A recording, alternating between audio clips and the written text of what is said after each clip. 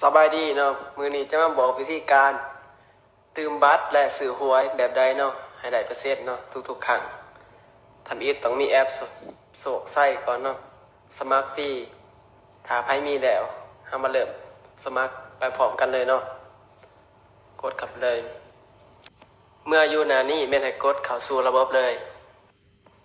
อยู่หน้านี้เนาะวันนี้แม่นจะต้องใส่เบอร์ของไพ่ลาวเนาะเพื่อจะส่งรหัสยืนยันอีกเถื่อเนาะเมื่อทานก่อนแล้วให้กดส่งรหัส OTP เนาะถ้าเห็นรหัสส่งมาทางขอความเนาะแม่นจะเอามาใส่บน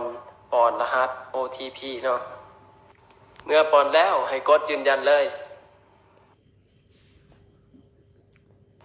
มาหอดหน้านี่แม่นให้กดไปฉีเบอร์เลยเนาะเพื่อเขาจะมาตั้งซื้ออยู่หน้านี่เนาะแม่นให้ใส่ซื้อของไพ่ลาวเนาะให้ใส่ซื้อแท้เลยเด้อ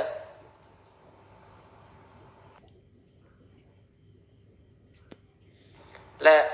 เลขกิโลแม่นให้ป้อนตามข้าพเจ้าเลยเด้อเพื่อถ้าเฮาบ่ป้อนอาจจะบ่ได้เปอร์เซ็นต์เนาะจากการซื้อหวยทุกครั้งและตื่นมูลค่าโทษทุกครั้งให้ใส่ตามนี้เลยเนาะแล้วกดบันทึก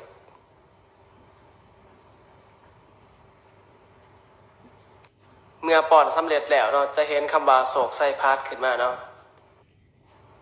หลังจากนั้นเนาะแม่นให้กดลูกศรหยอดกราฟออกมาเนาะมาหอดได้นานนี้แม่นเฮาได้ลงทะเบียนสำเร็จแล้วเนาะสามารถซื้อหวยและตื่มมูลค่าโทษได้เลยสำหรับหวยแม่นจะมี2แบบเนาะแบบดิจิตอลแล้วก็แบบหวยนำซัดเนาะสามารถซุ่มเลขนำซัดและหวยดิจิตอลได้เด้อเมื่อเฮาถือหวยเนาะเฮาจะไปเอาอยู่ไสแม่นเฮาบ่ได้ไปเอาอยู่ไสเนาะทางบริษัทเพิ่นจะโอนมาให้ทางวิเศษวันเลยเนาะสะดวกสบายเลย